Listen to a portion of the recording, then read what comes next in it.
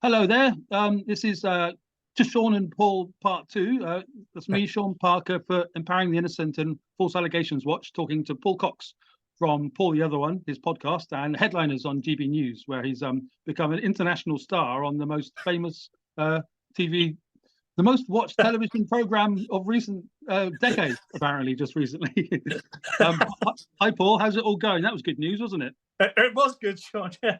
I don't know how much hyperbole was in there, but there's definitely truth. There's a lot of essence of truth in there, because GB News this week, as anyone who's been watching it will know, particularly, I'm not sure it's been mentioned much in the mainstream media, the MSN, but it's won awards, and they're continuously winning sort of popularity, most watched, most viewed show in their time slots, particularly in the evening, and Headliners did this week. So it's gathering momentum. It's 2 years old. It's just a sapling, but people are finding the alternative and thinking to themselves, I'm going to watch a bit more of this. Mm-hmm. Right. And a controversial politician called Mr. Farage, I think his name is. Farage, something like that. I think he's on GB News as well, apparently. He's got a second career. He got into some interesting hot water filmed by Leo Kers, who was in the room, as he says, this week when he won an important award. What happened there? Well, so the biggest problem, TRIC, TRIC, I forget what the acronym stands for, but that was the organisers of the TV awards. The biggest mistake they made was making it an audience vote, not an industry vote. Because if it's an industry vote, you'll just get the result that they want, or that they're hoping to get. Whereas, first of all, just getting nominated. So GB News got nominated particularly for Nigel Farage's award, which was News Presenter of the Year. So he was in the mix with lots of big names, including Piers Morgan, who's got his own show on live TV. You think that sorry, it's Talk TV, I don't even know what it's called. I don't even know what the competitors are called, Sean. But you'd think that going up against that, he wouldn't stand a chance. But the audience voted. So the public voted. And yes, GB News did mention it several times, when they're on. Why wouldn't they? We're part of this competition. It's an audience vote. Go and vote for us. But they actually managed to close down the website 3 or 4 times. So people were just flooding in and making votes. So there was always going to be a relatively good chance that Nigel and others were going to do well. Of course, the breakfast show won as well. The breakfast show beating off things like Good Morning Britain, for instance, which, has got zillions of pounds pumped into it every day. Key members of industry engaged and all sorts going on, all sorts of backing. GB News, little old GB News there, just, getting the backing of the people that matter the most, the public, the watchers, the viewers. It's the punk rock station, even in the mornings, which is quite exactly. Yeah, well, it is, isn't it? Eamon Holmes is, it's like he's getting rid of a new lease on life, isn't he? He's sort of just he's like one of these grumpy old men, but he's also able to say what he thinks now. Whereas he had to tread the line carefully when it was at ITV. I mean, he didn't always tread it particularly carefully, but now he can kind of just be whoever he wants to be. Mm-hmm. There was an interesting. I'm not going to talk about Headliners all night long, or GB rather. But there was an interesting part that Mr. Farage said about a set-top box, which is probably not known to quite a lot of the population we're talking about, which is around the world. What is he on about with the set-top box?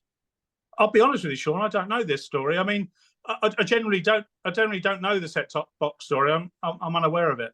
That's all right. Okay. Well, apparently there's a box which the BBC or whomever Ofcom puts on the tops of 7,000 boxes. Oh, right. Okay. TV sets around the country, and they gauge who's watching what by that, which is based on advertising figures, not on actual watchers. I think that's what Farage was referring to, because it talked about on Headliners last night a little bit. Well, so that means the BBC are putting those set-top boxes out to monitor that data.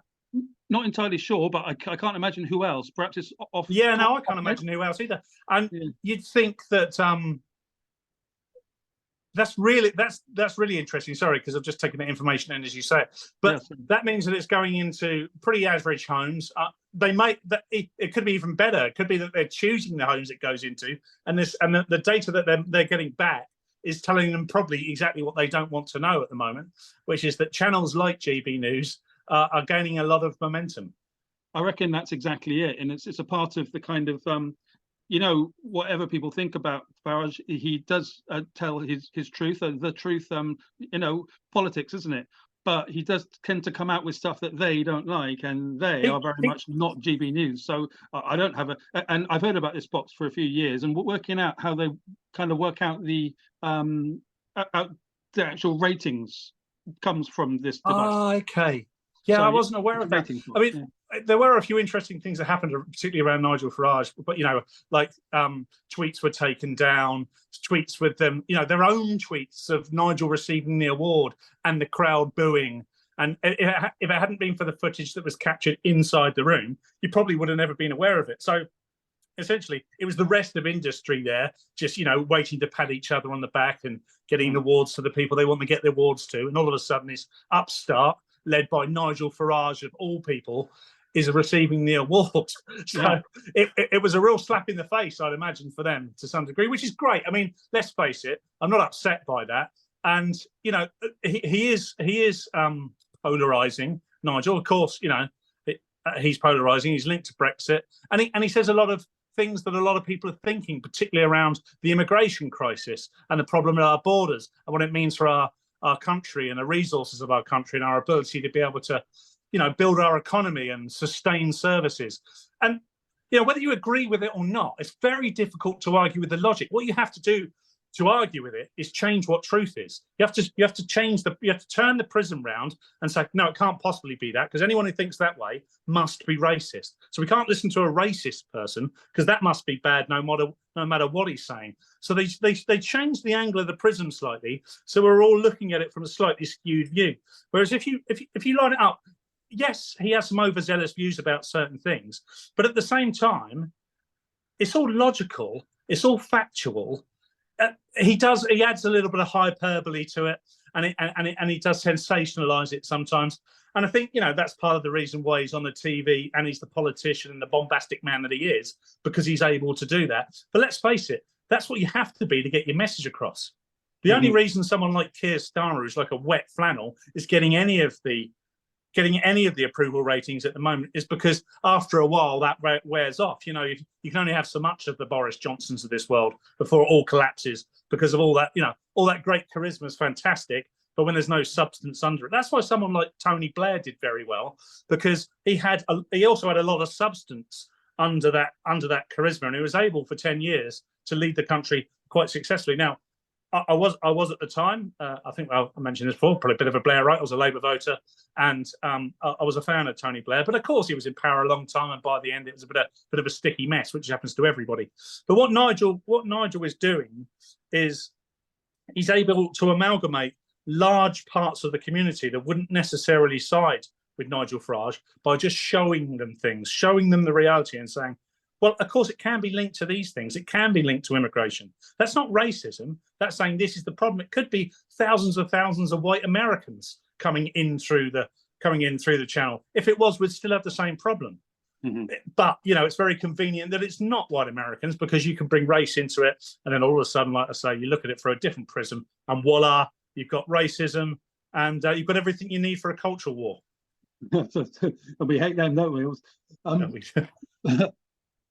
On this very interesting point, and why not, we're there, your colleague, Mr. Leo Kearse, has this very, very inventive solution to this immigration problem situation. What it is because we have the tech to to have the immigrants go to live in the places of the MPs who are supporting them, because we have the tech to find that out and to know it. Proper democracy, direct democracy situation. You want them in, they come to live in your place, and then you see if the people are going to vote you out or not. There's no hate in this plan. It seems very logical to me. What do you think of it? Do you think it's bonkers, or do you think it's actually quite sensible? No, well, there is no hate, that's for sure. I mean, I know Leo personally. There isn't a lot of hate in Leo at all. He just speaks his truth, and I hate to say that. I sound like Meghan Markle now. He speaks his truth. However, you can't get away from that, can you? No, you can't get away from it. And you know, let's not lie to ourselves. There is some cynicism in his comment, because what he's basically saying is, yeah, okay, you want this, do you? Well, let's see if you like it in your backyard. So I don't have an issue with it, because it's a really important point. they'd soon, because all they really care about is maintaining their seat within Parliament. I'll tell you something. If you took all of those immigrants and put them in that MP's backyard, it's not going to live in his house. Let's say there's 10,000 of them. They're going to live in the town that he's the MP of. The constituents, no matter which way they lean politically, in the end, are going to have a huge problem with it. We saw it in America when DeSantis just basically took them out of Florida, all the people that came over the border from Mexico and South America, and took them up to places, you know, the Hamptons or whatever in New York State, or wherever the Hamptons is. I forget, it's New England or something like that, isn't it? Where basically there's a lot of wealthy people holidaying, the type of people who are on the TV saying, yes, it's absolutely no problem, let them come in. They just dropped them there. They went, there you go, they're all yours. And do you know what? It was about 24 hours they were there before they were back on that coach and out, for all the reasons that Leo is pointing out. Yeah. People don't sort of kind of like it up them, do they? As they say. No, they don't. And do you know what? The collateral damage is the people. Now, we'll just park who they might be for a minute. You know, 25-year-old Albanian men pretending to be 14-year-old girls or whatever. There is a certain amount that's going on, but within that, there is some baby within that murky bathwater of people that are seeking to change their lives and live comfortable lives and come and work in the UK.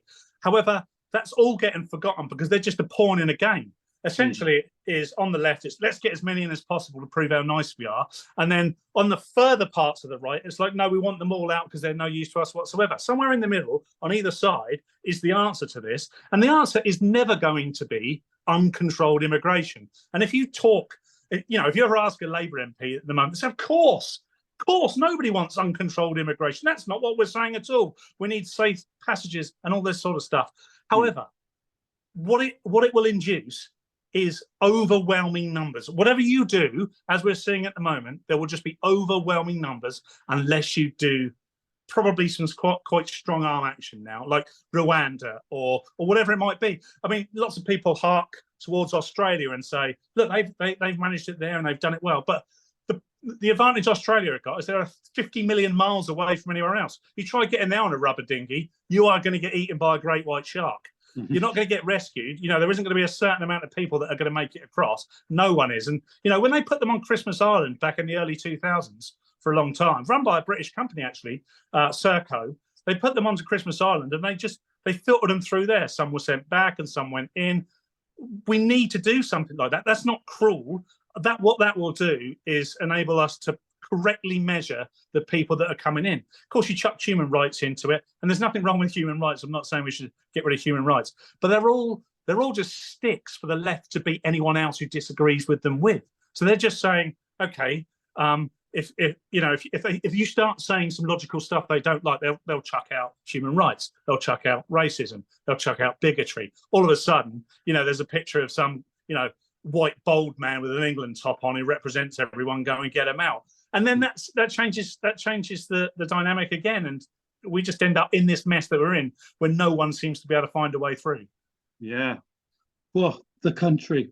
Sorry, I just noticed not that long ago that I think that you were on a train recently, and you had some issues with a couple of ladies. Something about how is your toxic masculinity feeling, Paul? I wanted to check it out. That was really interesting. See, we should premise this whole very well, but premise this whole discussion with the fact that I write silly nonsense for a living. That's what I do. If I'm sat on a train for 2 hours, as I was yesterday morning when I wrote that tweet, I will observe something, I will exaggerate it in my mind, I will write it down, and I might tweet about it, or I might build some material or something like that. So yesterday, I got onto the train, and the lady next to me started filing her nails. I didn't think too much of it. Then I was expanding it in my mind. And then I wrote a tweet saying that I'd seen two ladies, actually, I exaggerated, seen two ladies filing their nails. How is that any different from me clipping my toenails, for instance? Now, and I went on a rather ridiculous rant and said I was sick of it. I wasn't sick of it. It was a joke. I mean, it was quite clearly a joke. And I would say 90% of people thought it was quite amusing. And there was a debate between whether filing your nails and clipping your nails are very different things. And that was quite fun. But there were some people who were mortally offended by it. You know, I was like nail shaming women on the train. Nail shaming? You can't make this. Yeah, no way. I mean, I've just made that up now, but they might as well have said that. And by the way, it's in the vast minority. But when you get 3 or 4 of them and they retweet it saying, look at this bastard. Sorry for swearing. Look at this guy. Look at this guy. Look at what he's doing. This toxic masculinity on a train, oppressing women. And all of a sudden they just take that and someone else runs with the narrative. Before you know it, you got 5 messages calling you a bigot. And you're like, it's a joke. And that can't be your defense either. It can't be a defense anymore, because if you've got comedy in your Twitter title, or if you say you write jokes, they'll say it's not funny. They think they could undermine you by going, well, it's not funny. And obviously humor, like everything else creative, is subjective. So of course it could be seen as not funny by a whole raft of people, but it's don't come to my Twitter page. And someone said, who are you? And I thought, what do you mean, who am I? You've come to my page to ask me who I am. And then they said, I see we can't debate. Look at the profile. Yeah. Yeah. Who are you? Yeah. Oh, quite. Which was the thing that I wanted to ask, actually. Back to your colleagues. Mr. Louis Schaefer, the legendary Louis Schaefer, is legend. I get to watch him a lot, and he's a hoot. Got himself into the headlines, didn't he? For a couple of days last week. Can you tell us about it? Yeah, so last week, Lewis, not for the first time, but decided on national live television to call COVID a hoax. Now, very tongue-in-cheek. I mean, by the way, he also denied that baked beans existed. He denied that gravities existed. Exactly. And, you know, some of it's got to be true, isn't it? I mean, it has to be true. So what happened was people picked this up, particularly on the left, particularly people who are likely to work or be akin to the BBC and that sort of thing, said, look at this, look how dangerous GBNews Headliners is. There is a man on there denying that COVID exists. Do you know how many people died? And all of a sudden, that's it. You've got a whole bunch of trigger words in a row and everybody's off. This is outrageous.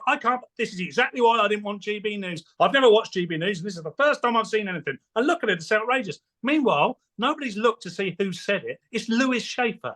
Louis Schaefer, a man who eats raw beef and eggs for every single meal, thinks that exercise won't make you fit, thinks water doesn't exist. He just says whatever he's thinking at the time. Headliners is a comedy show. Okay. Now, Lewis, if he was listening to this, would say, well, I do believe some of what I say. And of course he does. That's part of the fun with Lewis. When I sit next to him, I play the straight man. I don't know what Lewis is going to say. When we are preparing for Headliners, Lewis and I, for the majority of that preparation time, keep away from each other. So we're not discussing the story. So I get to hear what Lewis is thinking live, the same as the audience does. And that's why you'll often see the director pan to me and I'll just be laughing. He'll be making some point about, you know, COVID and hoaxes and people dying, and I'll be laughing. You know, if you took that out of context, it'll look mad. It'll look like I'm the bad guy. But Lewis is a comedian. Lewis is a neurotic New York Jewish comedian who very much thinks and says what he's doing at that very moment in time. It's just, you know, it's a non-story, Sean. I'm concerned this is a bit of a non-story at the moment. I know, it blew up, and then the Mirror reported it, and we all kind of rallied around, particularly on the GB News side. Not just because it was GB News and because we're trying to protect the news station, but we want people to realise that it's funny. We're not going to change. That's why Headliners is doing well. If you want boring, dull reviews of the news, there are 1,000 shows for you to watch at that time of night. If you want something that's off-piste, funny, you know, just out there, tune in to GB News Headliners and you'll have some fun. I guarantee no matter what way you lean, you'll have some fun. Yeah, advertising there, so why not? Yeah, here we are on YouTube, let's do it. What you just said goes to a really interesting thing though, like analytically, in that comedy news, and the news either didn't get that Lewis is an anarchic comedian, didn't care about that, or thought they could weaponize it against the channel to some. What it's going to have done is to increase the viewership. So that's all good. So thank you to whomever's doing the complaints. So that's how this all works. The COVID people will be saying he's doing some sort of a harm. You're sort of saying he's a comedian and this is a good way for them to understand that. What a lot of us think is that we actually get real human insights into the media from Headliners.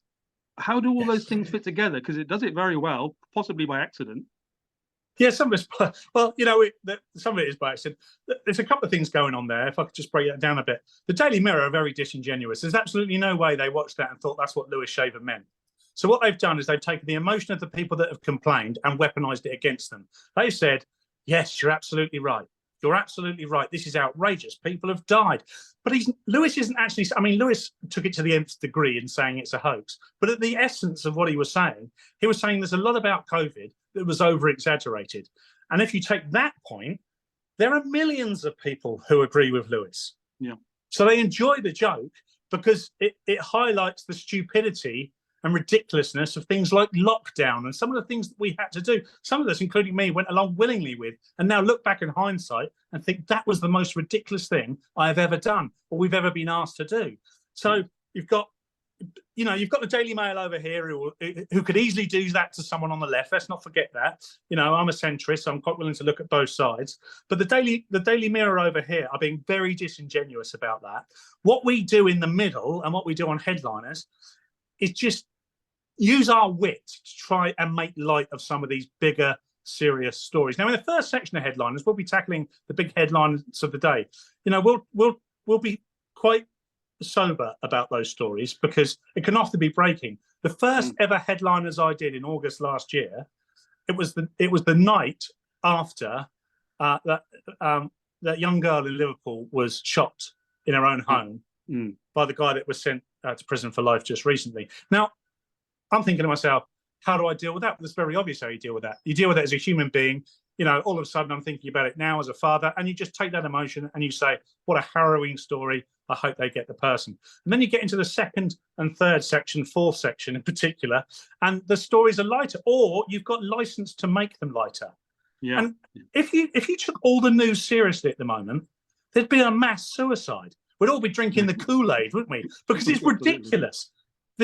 It's absolutely ridiculous, the news at the moment. And that's all we do is we say, look how ridiculous this is once again.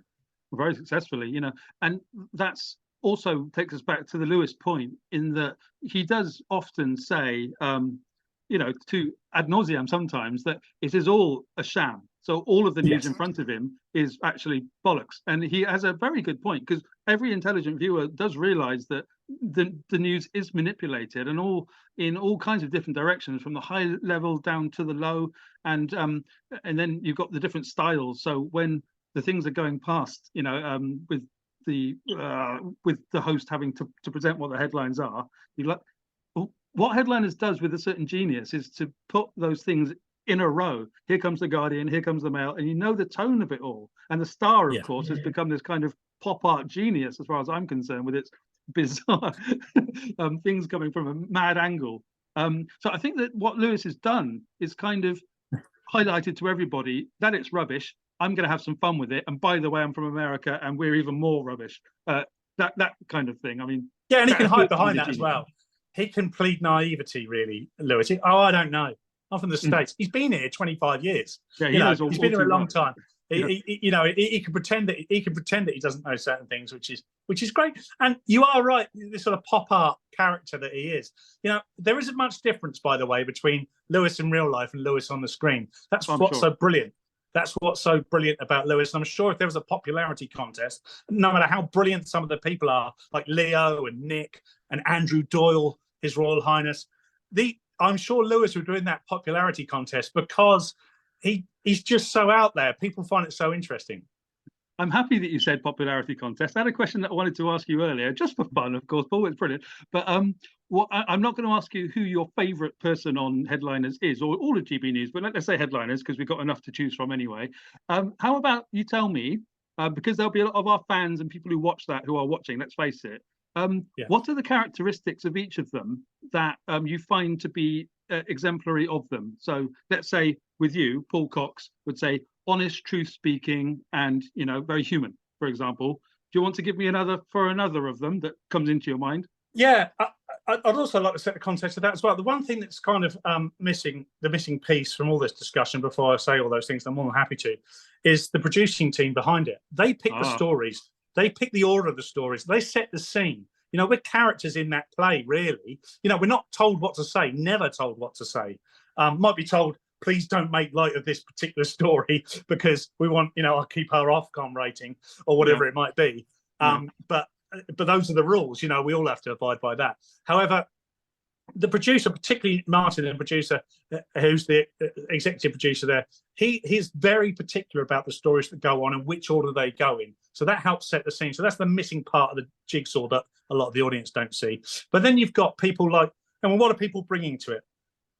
You've got someone like Leo with very, very sharp wit and a very strong view on certain things, a very conservative view on certain things, you know. And alongside that, you've got, excuse me, you've got someone like Nick Dixon, who I would say is like kind of a proper person. Nick Dixon, you know, he's sort of a stand-up sort of guy who very much, you know, is a Christian. He believes in what he believes. He believes in his conservative values, and he lives his life by those values. And you know, and he's very interesting in that aspect. And then you've got Josh. Josh is very much from the liberal left. You know, his whole upbringing was, you know, in that liberal left part of North London intelligentsia, and as a result of that, he has some pretty left-leaning views. He believes in his strong belief in his Jewish belief and ancestry, and that shapes him as well. Excuse me, Sean. Sorry, I'm over talking. But and then on the outside of that, we've got your Andrew Doyle. I can't, you know, what can I say about Andrew Doyle? I think Andrew Doyle is an exceptionally intelligent man, and he really is a key part to it all, particularly as he's a gay man as well, because it's an identity politics world where everybody has to be identified in some way. And Andrew would hate that, by the way. Andrew would hate that label.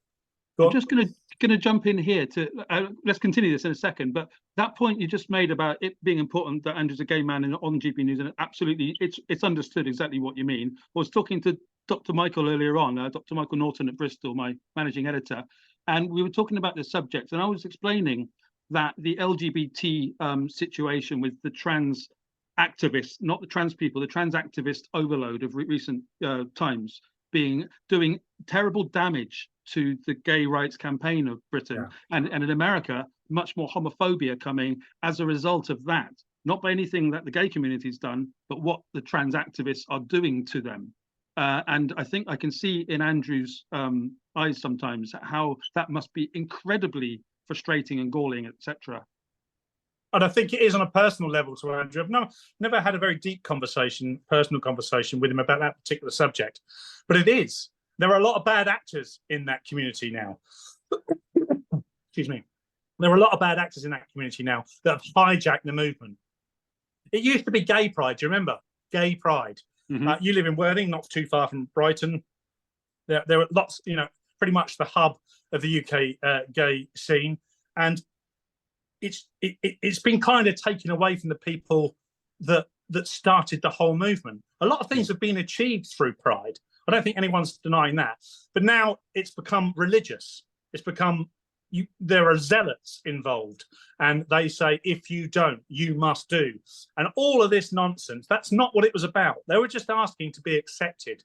If you look at it from the very beginning, they're saying, please, we are like you. We love one another. We just want to be accepted. Please, can we live our lives the way that we want to? That's all they were asking for. It's far removed from that now. It's far removed. I mean, we're all this business around transitioning children at 9 years old and giving them puberty blockers and whipping off their genitals when they're 14, making life-changing, irreversible changes to their biology so that they can never, if they were to change their mind, they could never live a normal life ever again. You're not allowed to question that. As soon as you're not allowed to question something as big as that, you know it's wrong. You know it has to be wrong. It can't be right, because that's not progress. That's not progress at all.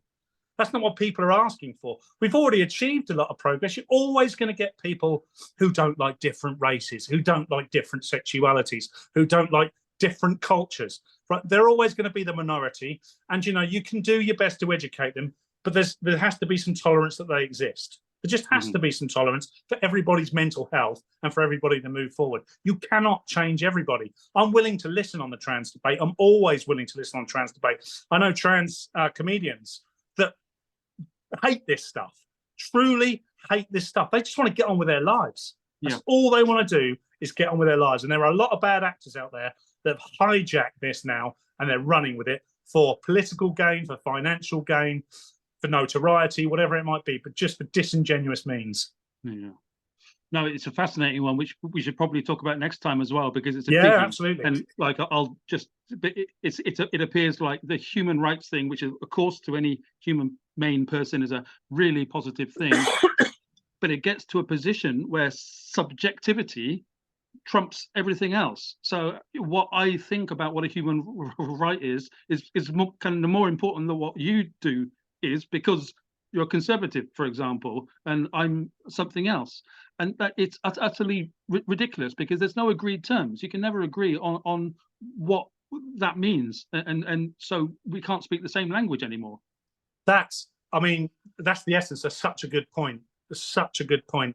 Like, the basis of any society and community has an agreed set of principles. Like, I mean, you take it to the religion, Christianity, the Ten Commandments, whatever it might be.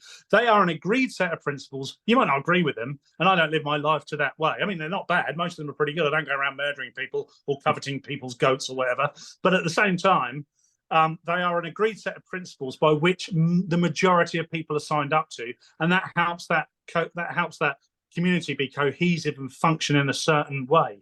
What's happening now is, if the truth doesn't work for somebody, i.e. biology, they change what truth is. So you can't, if you come back at them at one point in time, let's say this was 2012, and you went, that's ridiculous, that can't possibly be true, 99% of people agree with it. You take it on 10 years, they've managed to manipulate the truth to the point that now nobody can actually really argue it's the truth. Or if you do, there are so many people scared they might get in trouble for challenging that they won't back you up. Which is why news stations like GB News are working, because they're saying out loud what a lot of people are thinking. Now, you don't have to go to the nth degree. You don't have to say it. You don't have to burn pride flags or whatever Lawrence Fox was doing. And by the way, when he's burning that flag, he's not burning the pride flag. He's burning it with the, with the trans issue in mind. It's an expression of frustration, and that's completely understandable. Yeah. No, I'm not just. I mean, I wouldn't do it, because I wouldn't want to make that statement in the way that he did. But he's talking to millions of people when he does that. They are fed up. What he's setting light to there is a lot of people's fears. They're like, I'm losing control here. I don't know what reality looks like anymore, because all they've got to look at is screens all day with people on the other end feeding them all sorts of bullshit that they know isn't true. We're being gaslighted all the time. Look at Biden. Biden doesn't know his name. He doesn't know where he is. He doesn't know what his job is. He thinks Putin's winning the war for Iraq. He has no idea what's going on. And we are gaslighted every single day to believe that Joe Biden is completely salient. There's nothing wrong with him. And we should just listen to what he has to say. What? Thank you. Just as we go over to America there, our time on this is running out. So hopefully we'll do another one of these, because I find whatever else there's brilliant. And I will see you next time I see you on Headliners, I'm sure. All right. Cheers, Sean. Thanks, Sean. Next time, Paul. Bye-bye. Take care. Bye. Right.